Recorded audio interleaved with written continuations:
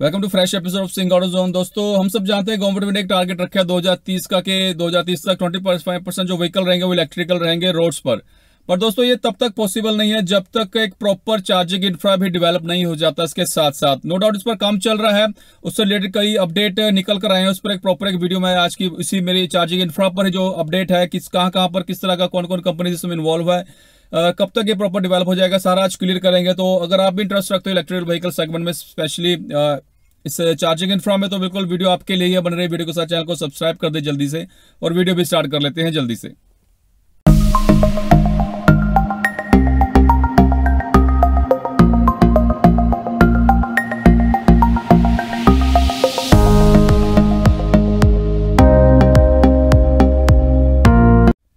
आज हम बात करने जा रहे हैं चार्जिंग इंफ्रा, जिसमें से एक बड़ा नाम निकल कर आ रहा है NTPC, means national thermal power corporation, जो कि गवर्नमेंट ऑफ इंडिया के पब्लिक सेक्टर की बड़ी कंपनी है।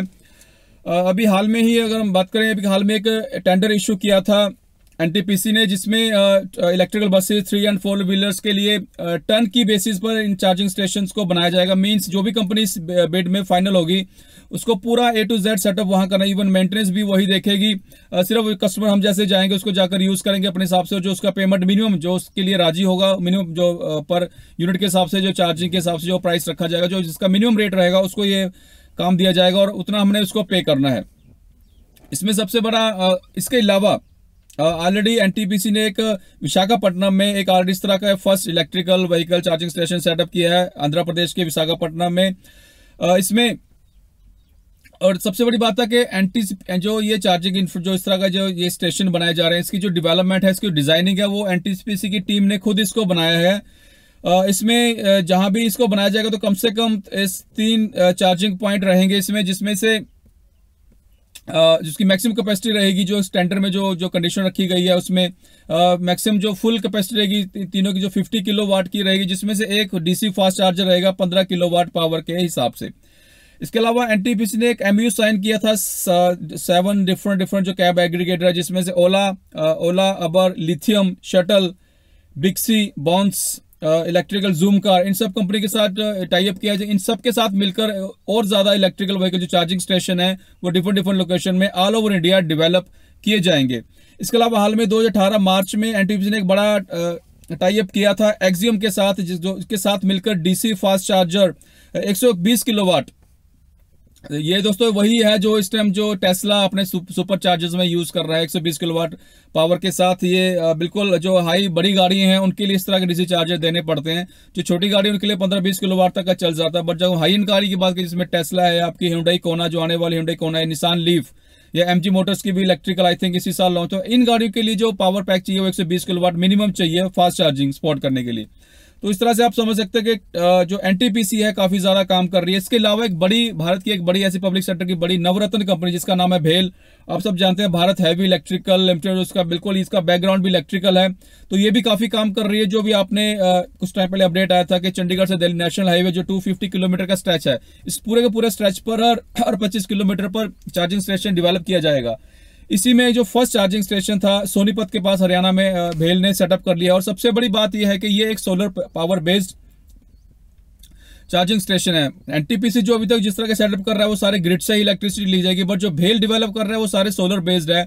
वैसे भी जो आज का टाइम है, जो चार्जिंग जो इंफ्रा है वो एक नए प्रिंसिपल पर काम कर रहा है कि भाई जहां पर आपको इलेक्ट्रिसिटी की रिक्वायरमेंट है वहीं पर उसको पैदा किया जाए। तो सीधी सी बात है, ये सिर्फ पॉसिबल तभी होगा जब वो एक सोलर पावर होगा। मींस जहां भी आप चार्जिंग स्टेशन लगा रहे हो उसी पर आप सीधी बात उसकी रूफ आप सोलर, अगर वहां पे बस क्लियरिटी होनी चाहिए, आसपास कोई बिल्डिंग है, बड़ा पेड़ ना हो जिसकी छाया की वजह से वो ज्यादा पावर जनरेट ना कर पाए, ओपन स्पेस चाहिए वहां पर, ठीक है। उसकी आप जो छत है वो आप रूफ टॉप बनाइए, सारा सोलर, दोनों पर्पज होते हैं। आपको वहां पर आपको एक प्रॉपर इंफ्रा किस तरह की स्टील की या कंक्रीट की छत भी नहीं बनानी पड़ेगी, आप वही आपका एक एज ए छत भी काम करेगा और वही आपका एज ए एनर्जी भी प्रोड्यूस कीजिएगा। उसके नीचे आप गाड़ियां खड़ाइए आराम से, वो बहुत अच्छा है। हर महीने में जो एक सोलर पावर चार्जिंग स्टेशन है ये अच्छे हैं इंडिया के लिए। क्यों वो इस मायने में भी क्योंकि अभी इंडिया के पास इतनी सरप्लस एनर्जी नहीं है। जिस हिसाब से ये डाटा रखा गया, ये बहुत ज्यादा एक्स्ट्रा एनर्जी की रिक्वायरमेंट पड़ेगी इंडिया। बट इस केस में अगर हम सोलर पावर जितने भी चार्जिंग स्टेशन लेंगे वो बहुत अच्छा है। स्पेशली भेल जिस इस टॉपिक पर काम कर रहे हैं तो बहुत अच्छी बात है दोस्तों। इसके अलावा टाटा मोटर्स की एक सब्सिडरी है टाटा ऑटो कंपोनेंट सिस्टम, इसने भी एक ऑस्ट्रेलिया की कंपनी है ट्रीटियम, उसके साथ टाई अप किया है, जिस दोनों कंपनी मिलकर फास्ट डीसी चार्जर बनाएंगे भी और उसको डिफरेंट डिफरेंट लोकेशन पर सेट भी करेंगे। इसके अलावा और भी बड़ी कंपनीज है, स्पेशली बैटरी कंपनीज थी एमरॉन ऑक्साइड, ये सब भी नॉट ओनली अपने लिथियम आयन प्लांट्स भी लगा रही है, बट ये सब कंपनीज क्योंकि इनकी ये एक्सपर्टाइज है बैटरी टेक्नोलॉजी में, तो इस तरह के चार्जिंग स्टेशन पर भी ये कंपनीज मिलकर काम करने की प्लानिंग कर रही है। तो हम कह सकते हैं 2019 लास्ट आते आते हमें ऑन रोड फिलहाल अभी तो कुछ ज्यादा नहीं दिखाई दे, बट 2019 लास्ट और 2020 तक हमें काफी कुछ दिखाई देगा।